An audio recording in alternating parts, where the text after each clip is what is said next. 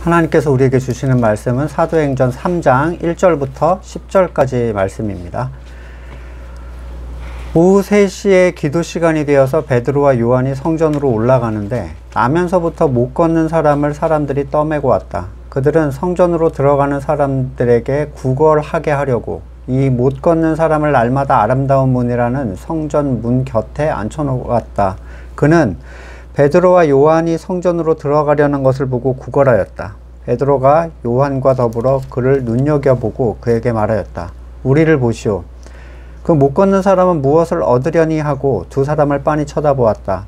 베드로가 말하기를 은과 금은 내게 없으나 내게 있는 것을 그대에게 주니 나사렛 예수 그리스도의 이름으로 일어나 걸으시오 하고 그의 오른손을 잡아 일으켰다. 그는 즉시 다리와 발목에 힘을 얻어서 벌떡 일어나서 걸었다. 그는 걷기도 하고 뛰기도 하며 하나님을 찬양하면서 그들과 함께 성전으로 들어갔다.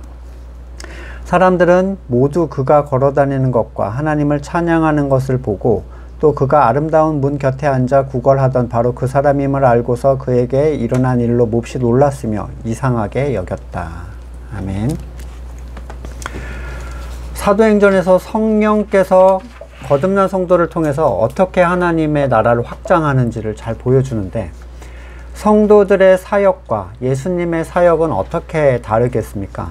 예수님의 사역이 기존에 존재하지 않던 전혀 새로운 발판을 만드신 것이라면 성도들의 사역은 그분의 성취를 통해서 택하신 자들에게 생명을 흘려보내는 사역이에요.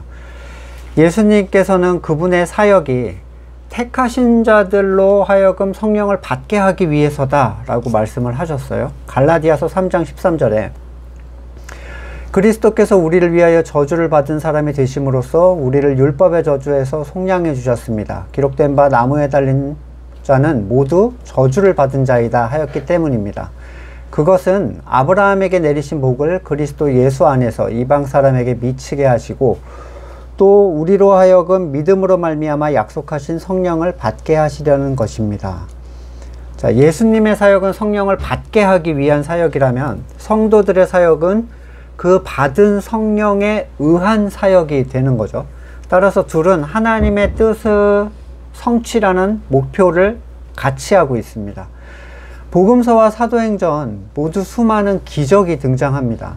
병을 고치고 무리를 걷고 죽은 자를 살리고 풍랑을 잠잠케 하는 그런 모든 기적 속에서 세상에 속한 사람과 거듭난 사람은 보는 것이 달라야 합니다.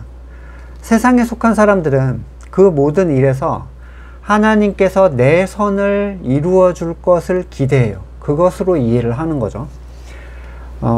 병이 고쳐지고 가졌던 문제가 사라지고 심지어 죽었던 자가 살아나는데 세상에 속한 누가 그걸 안 좋아하겠어요? 그렇다면 이걸 잘 생각해 보세요. 예수님의 사역 또는 사도들의 사역은 세상에 속한 사람들도 만족할 수 있는 일을 하신 것인가? 그러니까 세상에 속한 사람도 좋고 거듭난 사람도 좋은 일을 하신 것인가?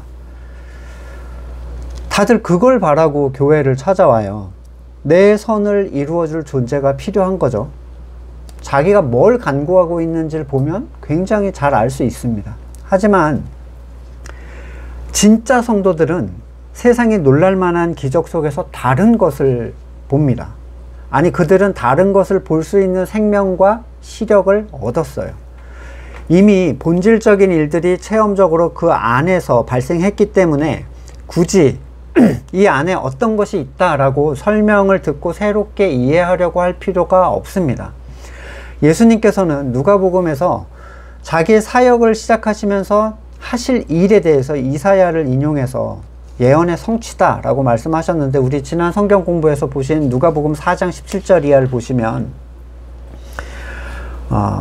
가난한 사람에게 기쁜 소식을 전하게 하셨다. 주님께서 나를 보내셔서 포로된 사람에게 해방을 선포하고 눈먼 사람들에게 눈뜸을 선포하고 억눌린 사람들을 풀어주고 주님의 은혜의 해를 선포하게 하셨다.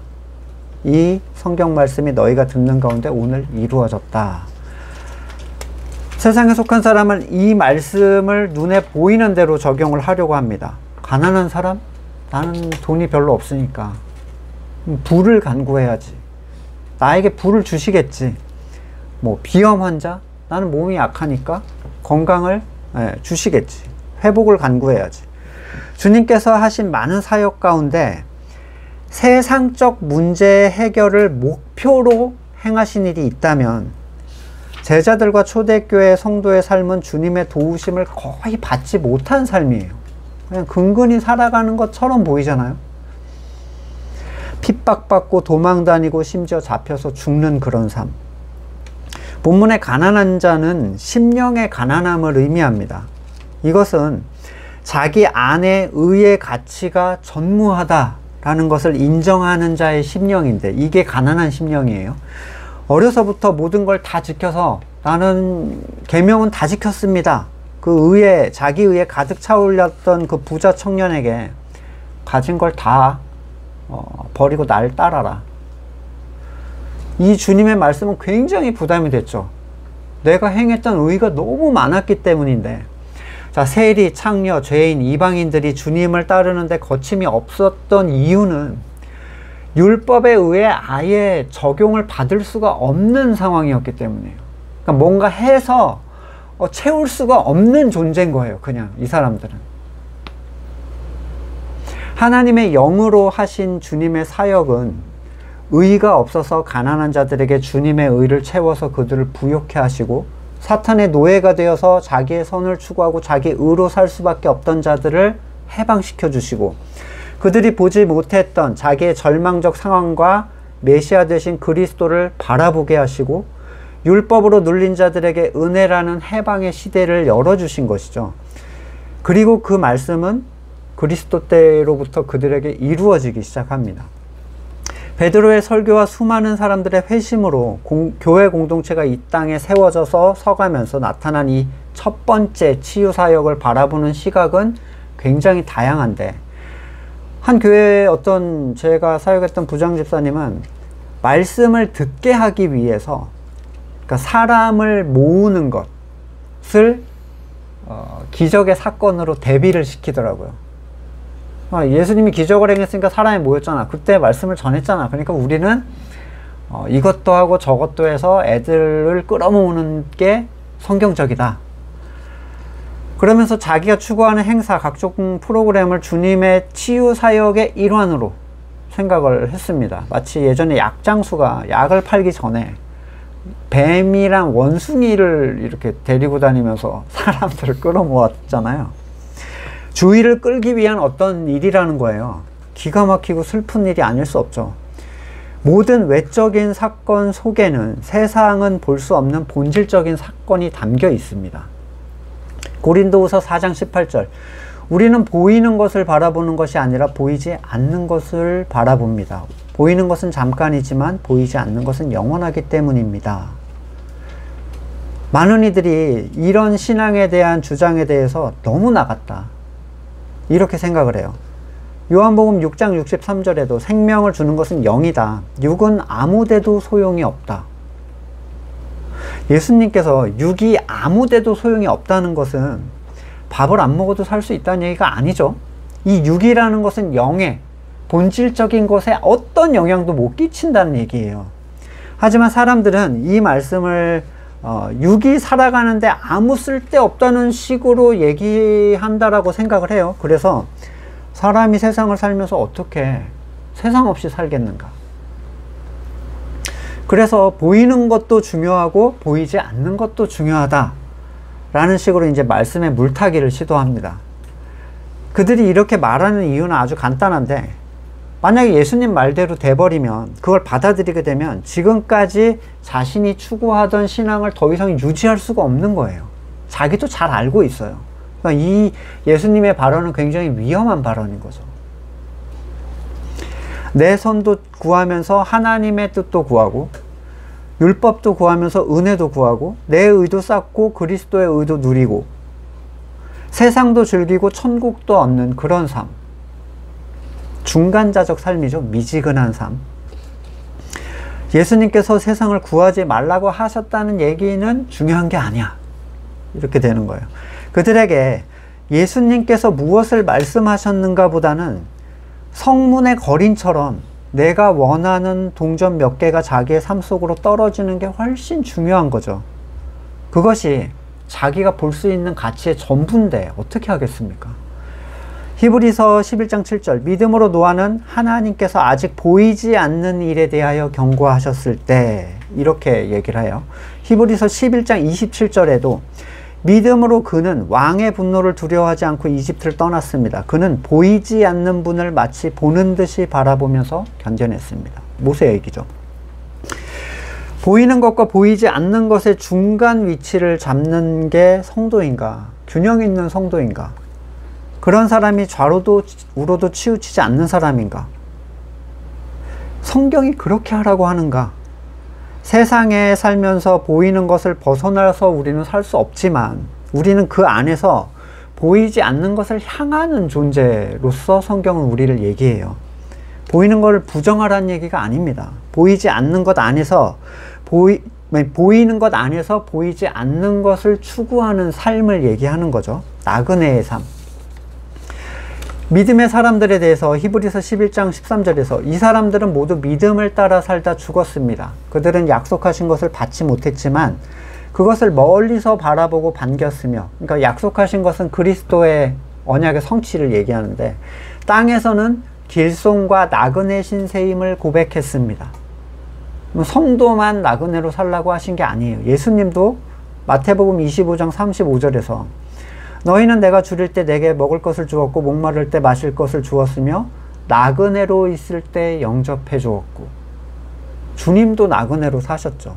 주님을 닮아가는 존재로서 성도의 삶은 분명히 나그네의 삶이에요.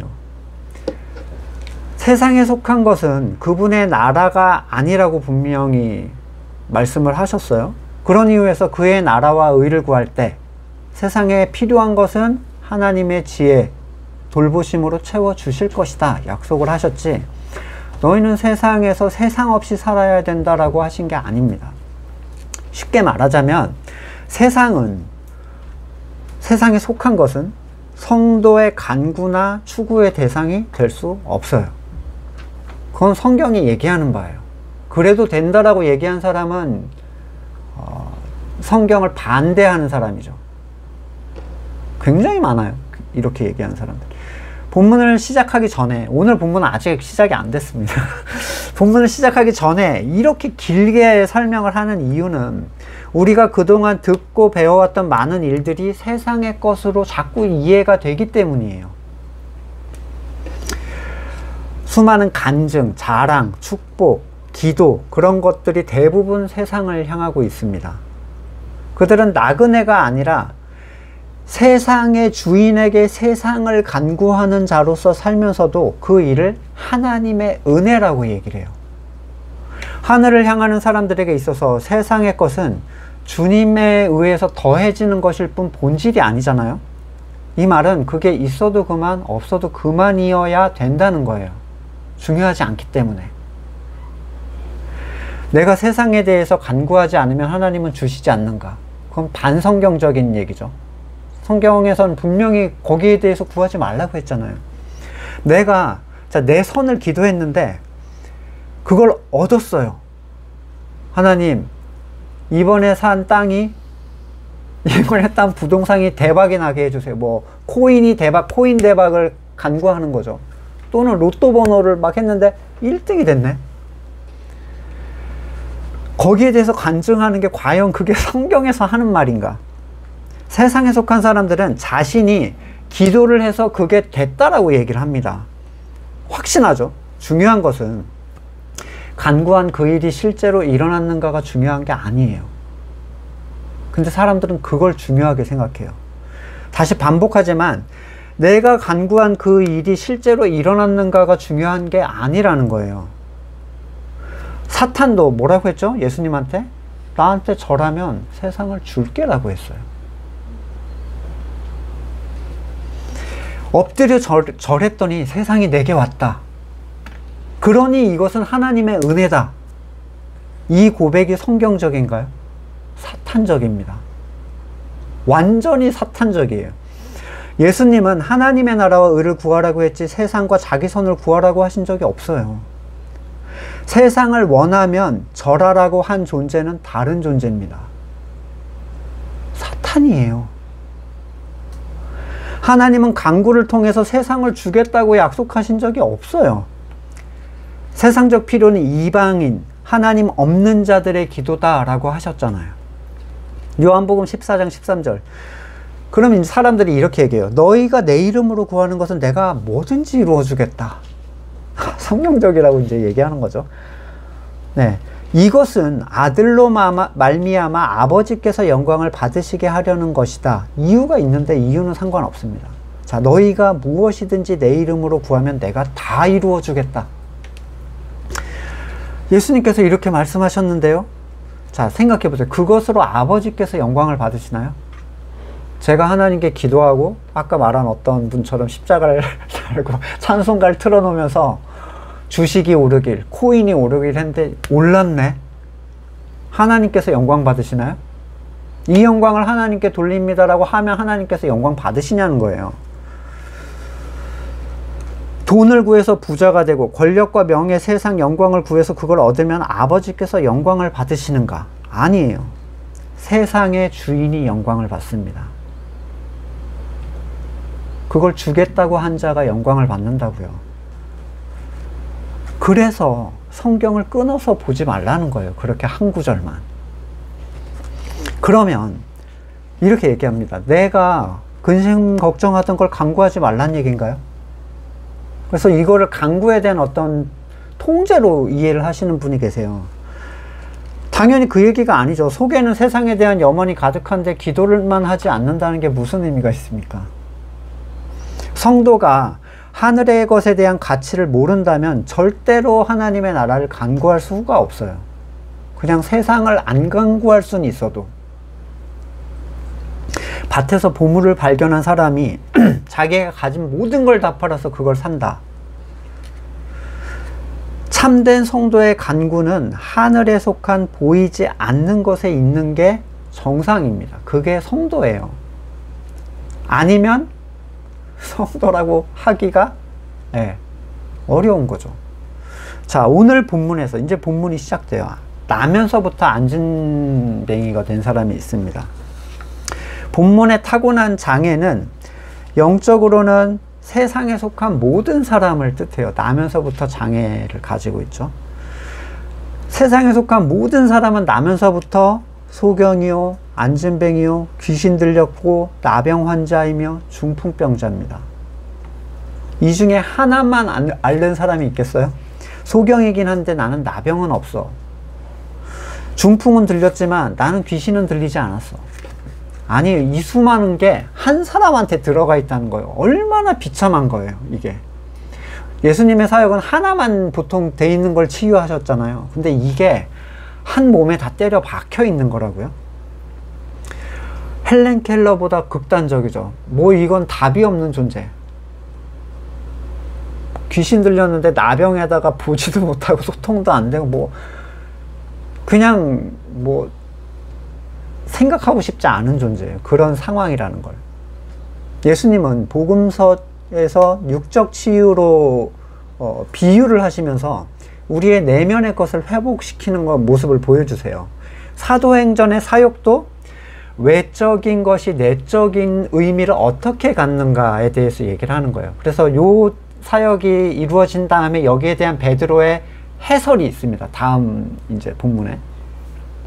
아직 내적인 것을 보지 못하는 사람이라 할지라도 이 외적인 고통에 대해서는 누구보다 잘할 수 있잖아요. 조금만 아파도 우리는 바로 인지하죠.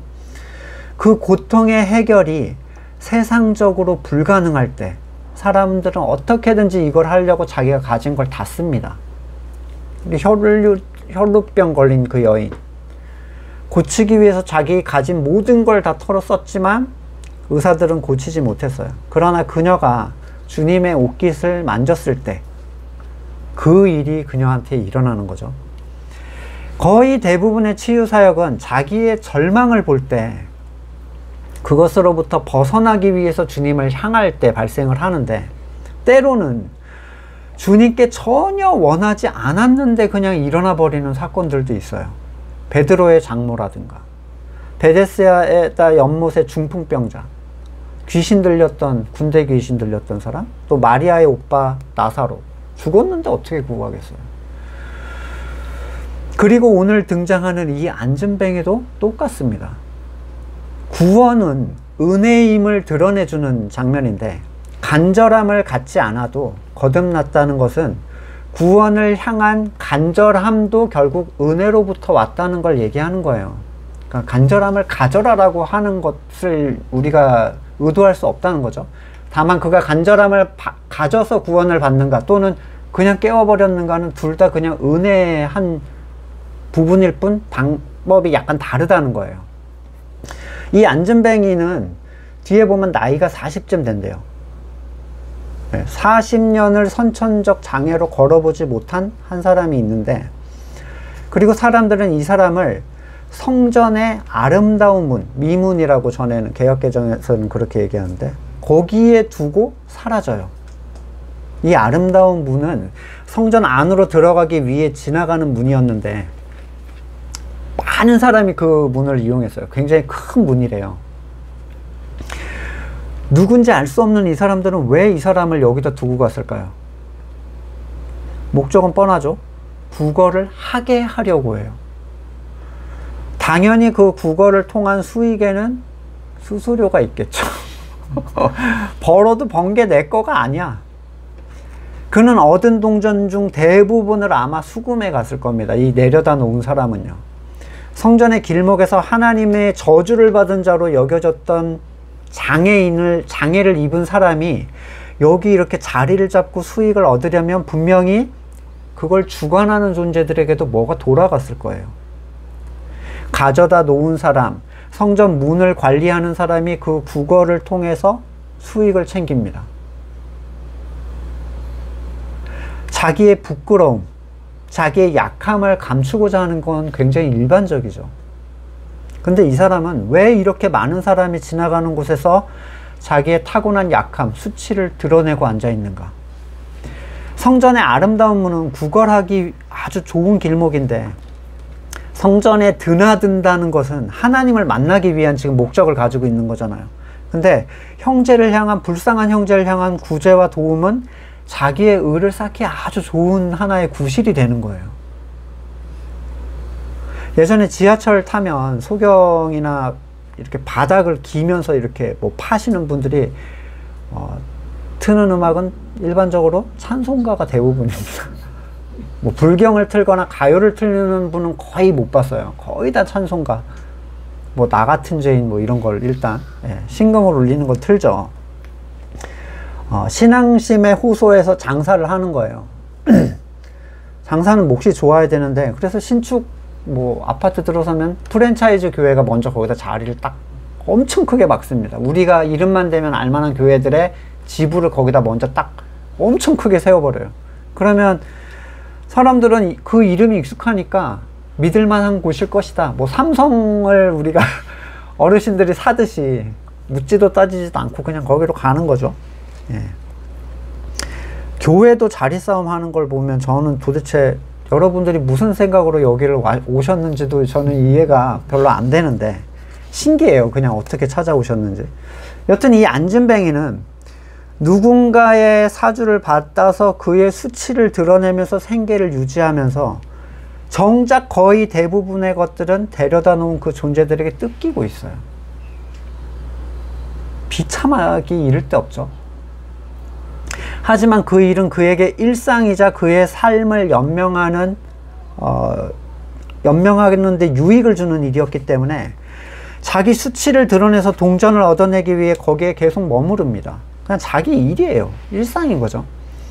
마치 애굽의 노예가 주인에게 생계를 공급받는 것을 연상케 해요.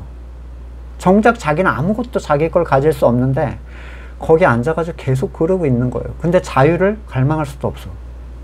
다른 출구가 없거든요. 이 사람을 세상에 속한 한 사람이라고 가정을 해봅시다.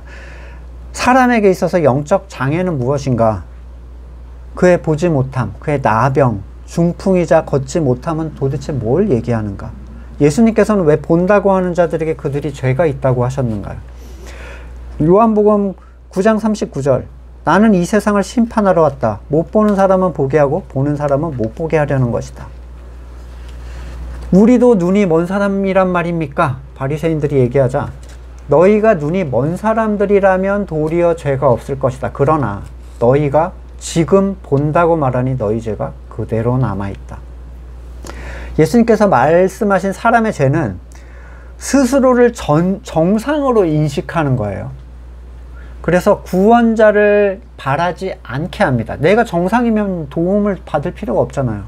그것은 자기의 선악의 기준을 포기하지 않는 사람들한테 나타나요. 내가 선악을 주장하는 게 문제가 없는데 왜 하나님의 도움을 내가 받아야 돼? 그들은 자기 선에 의해서 의를 채우면 그게 진짜 의가 된다고 생각을 해요. 내가 헌금을 얼마 하거나 금식, 기도, 교회일 뭘 하든지 내 의를 채우기 위해서 내 선의 기준에 따라 그걸 활용을 합니다. 정작 그리스도를 향하여 전적으로 매달릴 수가 없어요.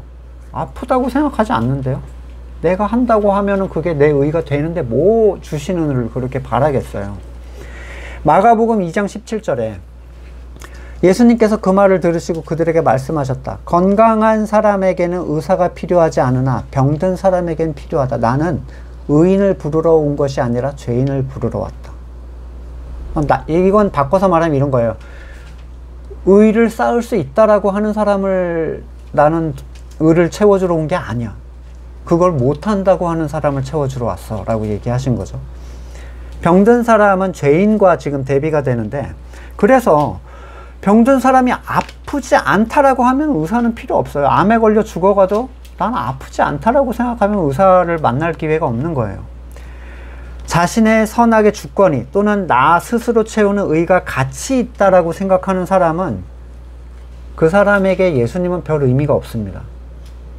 나도 할 수 있는 건데 이 정도예요. 그냥 사람들은 세상에 태어나서 자기의 선악의 기준으로 삶을 살아가죠. 누구도 빠짐없이. 그 기준 자체가 장애라는 생각은 한 번도 해보질 못합니다. 왜 안 돼?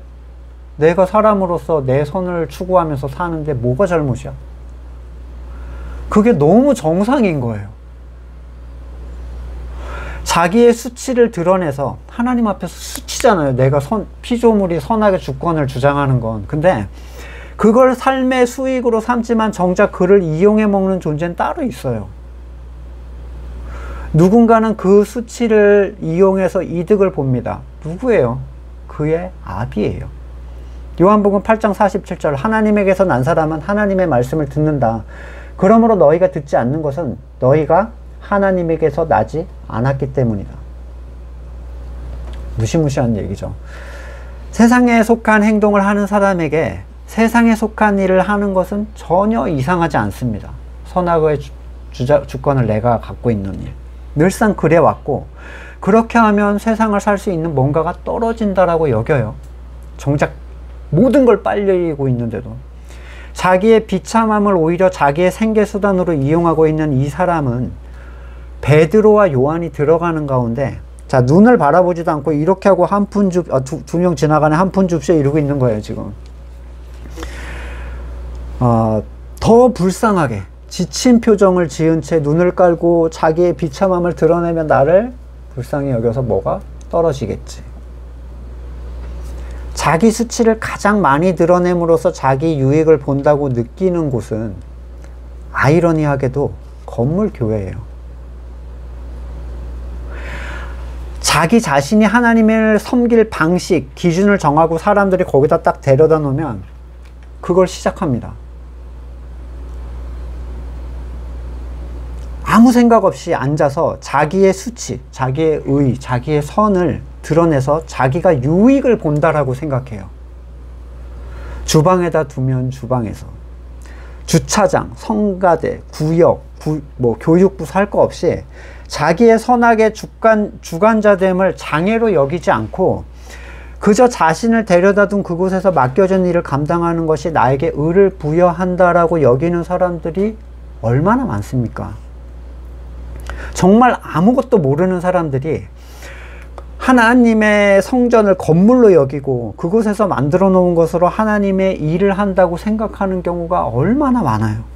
스스로 의를 쌓으려는 일이 하나님 앞에서 얼마나 수치스러운 일인데, 나중에 하나님 앞에서 제가 이것도 하고 저것도 하고 했는데요, 제가 구역장 하면서 뭐도 하고 바자회도 하고 했는데요, 얼마나 그게 나중에 하나님 앞에 가면 얼마나 부끄럽겠어요. 그 일이, 그걸 의라고 쌓고 앉아 있었던 그 모습이. 아담과 하와는 선악과를 따먹고 하나님 앞에서 의에 대해서 완전히 벌거벗겨졌어요. 이 수치는 의에 대한 벌거벗겨짐인데, 그러나 세상에 속해서 태어난 사람들은 하나님 앞에 설 일이 없잖아요. 그것이 자기에게 수치인지도 알지 못하고 내 장애가 오히려 내 의를 입기 위한 가장 좋은 수단으로 생각이 되는 거예요. 내 선, 내 의. 그래서 나뭇잎 치마를 계속 만드는 거죠. 나뭇잎 치마는 굉장히 일시적이에요. 따서 매는 순간 말라서 잎은 다 떨어집니다. 그럼 뭐가 남아요? 하나도 가릴 수가 없어요. 나뭇잎 치마는. 빌립보서 3장 19절에 그들의 마지막은 멸망입니다. 그들은 배를 자기네 하나님으로 삼고, 이 배 욕구죠. 자기네의 수치를 영광으로 삼고 땅의 것만 생각합니다. 이 멸망의 사람들은 자기의 수치를 자기의 영광으로 생각해요. 내가 쌓은 의, 하나님 앞에서 이것을 가치로 여기는 거죠. 내가 추구한 선, 이게 나에게 영광이 된다고 생각해요. 땅의 것을 생각하는 사람, 땅의 것을 생각한다고 나는 돈, 성공 이런 것만 생각한다는 게 아니라 세상에 속한 것을 추구한다는 의미인데, 뭐가 세상에 속한 것인지 예수님께서는 마태복음 16장 23절에서 그러나 예수께서 돌아서서 베드로에게 말씀하셨다. 사탄아, 내 뒤로 물러가라. 너는 나에게 걸림돌이다. 너는 하나님의 일을 생각하지 않고 사람의 일만 생각한다. 자, 사람으로부터 나온 모든 것이에요. 이게 세상에 속했다는 건. 그러니까 뭐 도덕적이고 이런 게 문제가 아니라 사람으로부터 나온 걸 예수님은 사탄의 것으로 생각하시는데, 나면서부터 안전뱅이 된 이 사람은 그렇게 성전 문간에서 고생을 하고도 참된 것을 바랄 수가 없었습니다. 그들이 생각하는 사람이 만들어 놓은 것, 사람이 의도한 것, 사람이 선하다고 생각하는 것들밖에 없었어요. 그들이 생각하는 거라고는. 거기서 벗어날 수가 없죠. 베드로와 요한이 그에게 우리를 보시오 갑자기 얘기합니다. 주목하게 하죠. 참으로 신비한 것은 이 사람이 베드로와 요한에게 전혀 참된 가치를 구하지 않았다는 거예요. 그냥 아무 생각 없이 떨어지던 동전이나 떨어지도록. 근데 왜 보라는 거야? 그리고 이제 눈을 들어서 시선을 맞췄겠죠. 아무도 자기한테 자기를 보라고 한 사람이 없었을 거 아니에요. 동전이나 던져주지. 저는 개인적으로 베드로가 외치는 이 선언, 이 성경의 많은 이런 장면 중에서 너무 전율이 끼치는 그 대사예요. 베드로의 모습은 가진 것이 없으나 너무 많은 것을 가진 사람의 안정적이고 담대한 태도. 그러니까 고 이건희 회장이 포르쉐를 사러 갔었대요. 포르쉐를 갔는데 이 사람은 우리가 마트 편의점 가듯이 그런 데를 가시는 분이에요. 그래서 요거 해서 6대를 사겠다고 한 거예요. 그리고 나가려고 하는데 이 직원이 계약금은 주셔야죠. 이 신입 직원이었나 봐요. 이건희 회장을 못 알아보는 거. 계약금은 주셔야죠. 그랬더니 잠깐 뻥 뜬 표정을 하다가 지갑 가져오라고 그래서 3억을 수표로 그 자리에서 계약금을 줬다고 그러더라고요. 지갑을 안 들고 간 거는 큰 의미가 없어요. 그게 나한테 뭐 보여지는 거, 그 사람이 나를 어떻게 생각하는지는 중요한 게 아니야.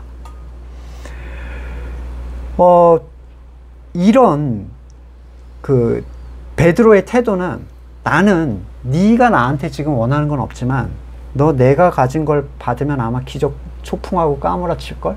이 이런 마음을 가진 사람의 어떤 태도예요.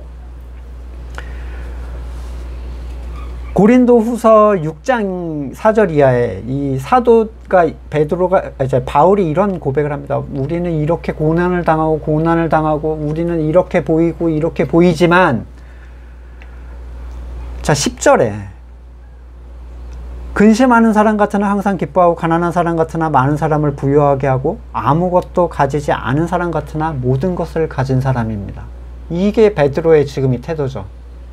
그냥 예수 그리스도의 이름 하나로 자기는 다 가졌다라고 생각하고 있는 거예요. 실제로 이거는 가진 척 하는 태도가 아니라 정말로 뭔가 가진 사람으로부터 나오는 태도인데, 이런 태도를 흉내내서는 안 됩니다.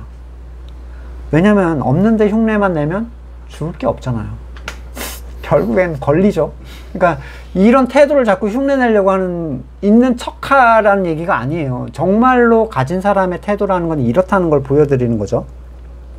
은과 금은 내게 없으나, 이미 여기까지 해서 이 사람은 내가 바라는 가치가 아닌 다른 어떤 것, 또는 지금까지 내가 얻어왔던 것이 아닌 전혀 다른 것을 주려나 이렇게 지금 생각하겠죠. 세상이 바라고 또는 세상에 자랑하는 그런 것과 구별된 그리스도의 이름, 베드로는 그 가치를 어떤 이유에서인지 이 안준뱅이에게 주고, 그는 갑자기 정상이 돼버렸어요. 자, 그리스도의 이름으로 얻는 회복, 그것은 나면서부터 병들었던 사람이 절대로 기대할 수 없는 가치예요. 자, 내가 예수의 이름을 얻게 된다면 이라는 가정의 결론으로 사람들은 다시 내 선의 성취를 그립니다. 그걸 못 벗어나요. 자녀의 성공, 사업의 성공, 문제 해결 등등등. 하지만 그것이 세상에 속한 은과 금에 불과한 것이었다면 그리스도의 이름은 세상에 속하지 않은 것을 줍니다. 그것은 그가 회복이라고 여길 수 없었던 종류의 것이에요. 그가 지극히 내 일상이라고 여겼던 것의 회복, 그러니까 내 비참함의 회복이 아니에요. 지금 내 일상이라고 여겼던 비참함의 회복인 거죠. 심지어 그걸 주겠다고 해도 원하지 않을 종류의 것이란 말이에요. 이건 아주 일상적이고 정상적 삶을 사는 사람에게 너 그리스도의 이름으로 사는 가치가 너에게 이루어지면 좋겠냐라고 물어보면 전혀 안 바래요. 내가 원하는 삶이 전혀 아니거든요. 그것은 오직 받고 나서야만 알 수 있는 가치예요. 그러니까 이 그리스도의 이름으로 세상에 속한 사람을 설득하려고 하는 건 미련한 행동인 거죠. 하나님께서 사람을 처음 만드셨을 때 아담은 하나님의 기준에 따라 사는 존재였어요. 그것이 그에게 가장 행복한 일이었고 풍요로웠고, 그것이 하나님을 인정하는 하나님과 연결된 존재의 모습이었죠. 그러나 선악과를 취하게 됨으로써 그는 하나님의 권한을 자기가 가져오게 되고 결국 하나님의 공급이 아니라 스스로를 채워야 되는 존재로 살아가게 됩니다. 에덴 밖의 삶을 살게 되죠. 창세기 3장 17절, 네가 아내 말을 듣고 내가 너에게 먹지 말라고 한 그 나무의 열매를 먹었으니 이제 땅이 너 때문에 저주를 받을 것이다. 너는 죽는 날까지 수고하여야만 땅에서 나는 것을 먹을 수 있을 것이다. 이 사람 자체가 땅이에요. 그냥 이 땅으로부터 온 거죠. 땅은 너에게 가시덤불과 엉겅퀴를 낼 것이다. 너는 들에서 자라는 푸성기를 먹을 것이다. 자, 땅에서는 선한 것이 나지 않을 것이다. 그 얘기잖아요. 지금 사람으로부터는 선한 게 나올 수 없다. 우리는 지금 우리 식탁에서 뭐 맛있고 풍성한 곡식이 있는데 뭐 하나님 왜 이렇게 말씀하셨는가? 얼마나 요즘에 농업이 발달했는데, 아담은 결국 자기를 갈아서 나오는 걸로 연명하는 비참한 삶을 사는 신세가 돼버려요. 그럼에도 불구하고 땅은 그가 먹을 수 없는 것을 낼 것이다 라고 얘기하면서, 그가 먹는 것은 들에서 자라는 푸성귀가 그의 식량이 된다. 하나님의 동산에서 나오는 것과 완전 대비가 되는 거죠. 그가 하나님의 것으로 살 수 없는 존재가 된다는 거예요. 그래서 죽은 존재가 돼버린 거예요. 그냥 이렇게 비참한 삶을 살아야 하는 인류의 한 모습이 바로 지금 성전에 앉아있는 이 사람의 모습이에요.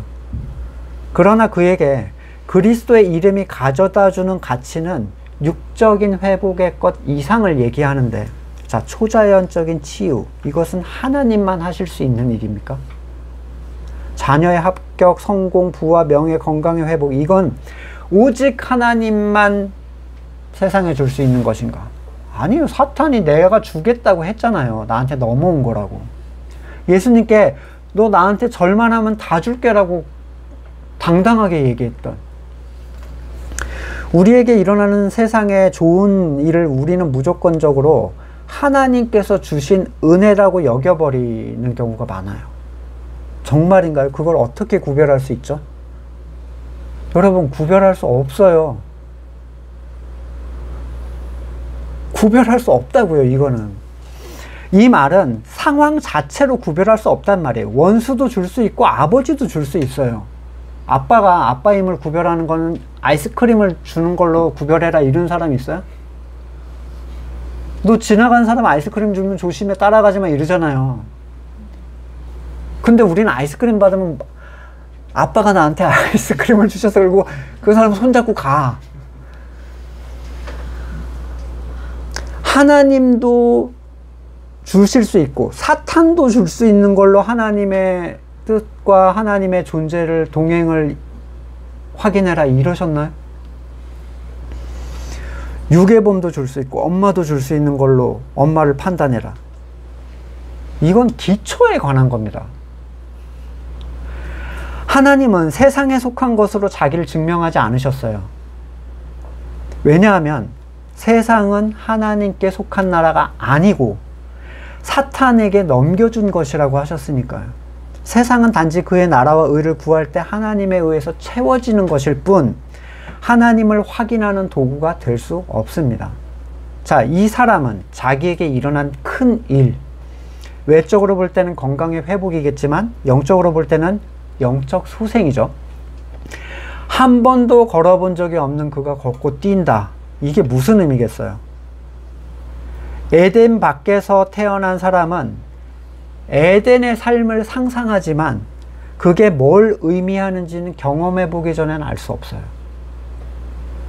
에덴에는 하우스처럼 과일이 쫙 재배되어 있어가지고 그걸 따먹으면서 일하지도 않고 이런 거 생각하잖아요. 땅 안 파도 되고. 원할 수 없다는 거예요. 거듭나지 않은 사람은 그 회복된 삶을 원할 수가 없어요. 뭔지 알 수 없으니까. 다만 이겁니다. 이게 딱 일어나면 이런 일이 된다고? 이게 진짜 된다고? 가능하다고? 참 자유함, 참 평안. 세상은 그 누구도 경험해보지 못한 이 일을 어떻게 이 사람이 찬양하지 않을 수가 있겠습니까? 그들이 생각하는 것은, 세상에 속한 사람이 생각하는 건 기껏해야 세상에 속한 자유, 세상에 속한 평안이에요. 하지만 성도의 것은 세상이 절대 그 설명으로 알 수 없습니다. 내가 주는 것은 세상의 것과 같지 않다. 자, 색을 보지 못하는 사람에게 색을 설명할 수 없듯이 그리스도의 의를 통하여 하나님의 자녀가 된 일로 이 사람은 하나님을 찬양하면서 그들과 함께 성전으로 들어갔다. 이 그들은 누굽니까? 베드로와 요한이에요. 이미 이 일을 통해서 베드로와 요한과 함께하는 몸이 돼버렸어요. 회복된 존재가 교회가 되는 일은 노력이 아니라 현상입니다. 자, 이 사람을 보는 사람들, 세상에 속한 사람들은 앞에서 보여줬던 반응과 비슷한 반응을 보여요. 성령 세례를 받은 사람을 바라보는 것과 비슷한데 놀랍긴 한데 이상한 거죠. 왜 저러지? 어떻게 저렇게 됐지? 공감하거나 찬양하지 못합니다. 함께. 이 회복된 자와 공감할 수 있는 사람은 오직 거듭난 사람들 뿐이에요. 그들은 그 체험을 통해서 하나가 되는 거예요. 여러분은 나면서부터 안진뱅이가 된다는 의미를 어떻게 생각을 하고 계셨습니까? 그리고 거기에서 일어나게 된 경험이 있으신지, 그것을 함께 나누고 함께 찬양할 사람들이 있는지, 이 사역은 성도의 삶에서 그 사람을 지탱해주는 가장 큰 힘이 돼요. 그러니까 일어나서 뛰어노는 게 끝은 아니지만 이 사건 자체는 그 사람이 그리스도를 향해서 갈 수 있는 정말 큰 힘이 되는 거예요. 근데 이게 없다면 계속 성전 문에서 구걸하면서 나는 그리스도의 자녀다 이러고 앉아있다면 얼마나 비참한 일이겠습니까? 말씀을 놓고 함께 우리 같이 기도하겠습니다. 일어나셨던 그 경험들, 그 감동들, 그리고 그것들을 전해받았을 때 사람들의 반응들, 저는 이 일이 지금도 일어나고 있다고 생각합니다. 말씀을 놓고 기도하시겠습니다. 하나님 앞에서 자기의 수치를 팔아 금방 떨어져 버릴 나뭇잎 치마를 만들던 저희의 삶을 다시 돌이켜 봅니다. 절망의 그늘 가운데 앉아있던 우리를 일으켜 세워주시고 교회된 자들과 함께 하나님을 찬양할 수 있게 하심을 감사드립니다. 온전히 그리스도의 이름을 전하는 그 가치를 전해주는 우리가 되기를 소망합니다. 지금은 우리 주 예수 그리스도의 은혜와 하나님의 사랑과 성령의 교통하심이 그 이름의 가치를 전하기를 소망하는 우리 성도들과 그의 삶의 자리 가운데 지금으로부터 영원까지 함께 하시기를 간절히 축원드립니다. 아멘.